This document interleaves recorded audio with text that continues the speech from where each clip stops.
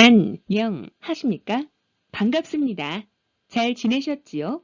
학습을 잘 해주셔서 우리는 숙련 기술자가 되고 있습니다. 이번 시간은 선방 밸브 바이패스 배관 40mm 설치 시 필요한 자재량과 공수를 산출하기입니다. 도면으로부터 배관 자재와 관보속을 산출하고 노무량을 구하여 노무비를 산출하여 내역서를 작성할 수 있는 응용 작업을 하도록 하겠습니다. 동영상 유튜브 샵 냉동 공조 설비 적산, 샵 건축 설비 적산, 샵 광기대 적산을 검색하셔서 냉동 공조 설치 설비 적산 -01-03-13을 시청하고 숙련될 수 있도록 학습하여 주시기 바랍니다.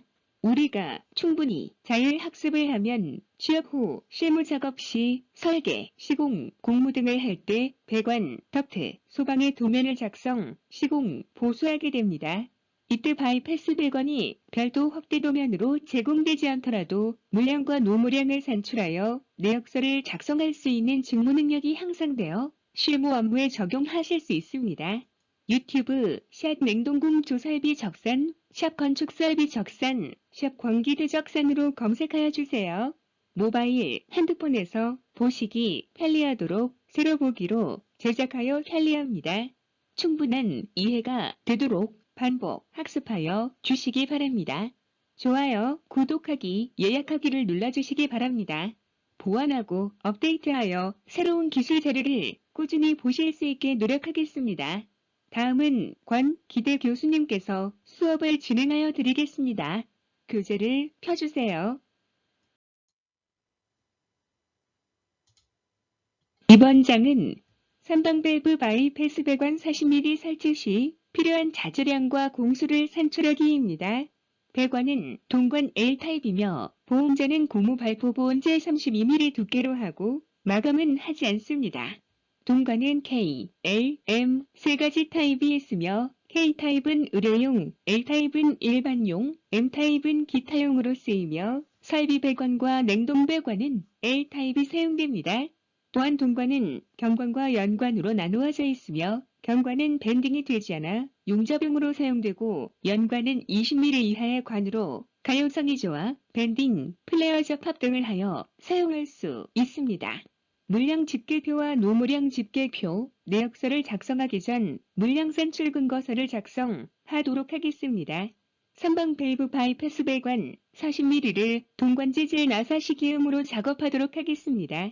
메인 배관은 40mm이며 기능 밸브인 차압유량 밸브는 메인 배관보다 한 치수가 작은 32mm 규격입니다.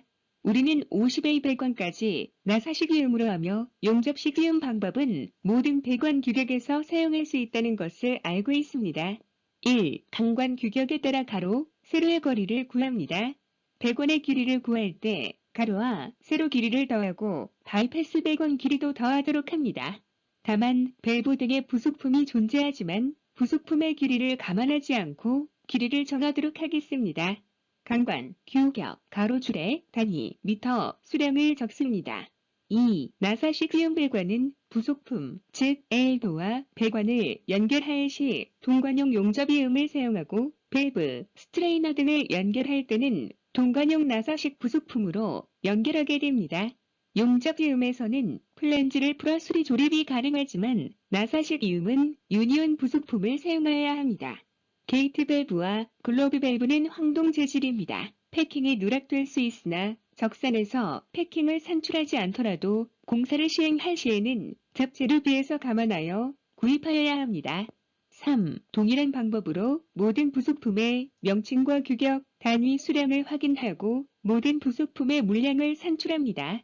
4. 동관 50A 이하 배관은 플랜지식으로 작업하여도 가능하지만 우리는 용접식으로 작업을 하도록 하겠습니다. 용접식 이음은 밸브의 고장, 교체를 위하여 유니온을 적용하여야 합니다. 도면에 표기되지 않더라도 유니온 개수를 선정하여 적용하여 주시기 바랍니다. 마지막으로 보온재와 두께, 재질을 정하여 앞에서 구한 배관 길이를 기록합니다. 보온재는 고무 발포 보온재 32mm 두께로 하고 마감은 하지 않습니다. 산출 근거서를 작성하였습니다. 이제 물량 집계표를 작성하겠습니다. 물량 산출이 끝나면 관의 가격을 물가자료, 물가정보, 거래처 견적, 인터넷 등에서 조사합니다. 정보 조달 및 관급공사는 공식 정보를 통하여 세 곳을 비교하여 가장 낮은 단가를 조사하여 입력합니다. 적산 프로그램을 이용하면 자동으로 입력됩니다. 우리는 적산의 이해와 중급 숙련 기술자 수준의 업무 숙련을 위하여 직접 입력하도록 실습합니다. 한국물가정보, 물가자료, 대한건설협회 사이트 등에 유료로 가입하여야 하므로 여러분은 인터넷에서 직접 단가 조사하여 적용하는 방법으로 실습하여 주시기 바랍니다. 그러나 한국물가정보, 유료 사이트 사용법을 알아보겠습니다. 로그인 후 급배수를 클릭합니다. 급배수 분류에서 필요한 배관제, 관부속 자재들을 찾아 지역별 단가를 알 수 있습니다. 1. 우리는 실습을 하는 것이므로 보이는 화면과 같이 인터넷을 이용하여 가격을 찾도록 하겠습니다. 인터넷 배관 자재를 온라인으로 파는 사이트에서 동파이프를 검색합니다. 2. 상품 옵션에서 광경을 선택하면 가격 정보를 볼 수 있게 됩니다. 3. 단가가 낮은 사이트를 비교하고 선택사항을 확인한 다음 단가를 기입합니다. 이 단가는 100원의 경우 단위 미터당 가격인지 6m 한 본위 가격인지 꼭 확인하여야 합니다. 4. 특수 밸브 등은 거래처나 인터넷 배관자재 사이트에서 찾아 기입하도록 합니다. 5. 밸브와 부속, 보험자재 등은 각 정보를 찾아 단가를 기입하도록 합니다. 다음 장에서는 물량 집계 순서와 배관재질 등의 단가를 찾고 찾아진 단가를 입력하는 방법에 대하여 설명하겠습니다. 이번 장에서는 물량 집계표 작성 순서를 설명드리겠습니다. 물량 집계표는 앞장에서 구한 산출 근거서에 분명, 규격, 단위, 수량을 그대로 옮겼습니다. 단가를 적용할 때는 설계용이나 입찰용으로 사용할 시 물가자료, 물가정보 등을 사용하여야 합니다. 물가정보 등은 유로 정보이므로 앞장에서 설명한 바와 같이 우리는 컴퓨터에서 단가를 검색하여 입력하시기 바랍니다. 단가는 다음 구매를 위하여 검색처와 거래처 등을 기록하여 두는 것이 좋습니다. 입찰, 시공시 단가를 구하는 가장 확실한 방법은 거래처 단가가 가장 정확합니다. 이것은 오랜 거래와 신용이 담보되기 때문입니다. 첫째, 물량 산출이 끝난 산출근거서 분명, 규격, 단위, 수량을 그대로 옮겨옵니다. 배관자재는 산출근거의 5에서 10%를 할증하여 적습니다. 보온자재도 산출근거의 5%를 할증하여 적습니다. 둘째, 단가를 인터넷, 거래처 등에서 조사하고 수량과 단가를 곱하여 금액을 기록하는 A 항을 먼저 작업합니다. 즉, 금액에 있는 수량 곱하기 단가로 계산하여 기입합니다. 셋째, A와 같은 방법으로 계속하여 모든 부속품에 대하여 단가를 찾아 기입하고 같은 작업 수량 곱하기 단가로 계산하여 기입합니다. 넷째, 적재료 B는 간관의 3%이므로 A 금액의 0.03을 곱하여 C를 구합니다. 넷째, 금액에 있는 모든 세로 항목의 합을 구하여 재료 B, D를 구합니다. 이 순서로 물량 집계표를 작성 연습하여 주시기 바랍니다. 다음 장에서는 품셈을 찾아 적용하고 노무량 집계표 작성을 설명하겠습니다. 그래서 물량 집계표 작성되어 알아보았습니다. 이번 장에서는 배관 부속품 및 밸브 장치의 품에 대하여 알아보도록 하겠습니다. 우리는 기능식 밸브의 바이패스 배관의 내역서를 작성하므로 표준 품셈의 배관 설치 노무비 2번 항이 감압 밸브 설치 품셈을 적용하도록 합니다. 또한 비고와 주기를 살펴보면 비고, 밸런스 파이프를 필요로 할 경우에는 30% 가산한다. 철거는 재사용을 고려치 않을 때 신선의 50%로 계산한다.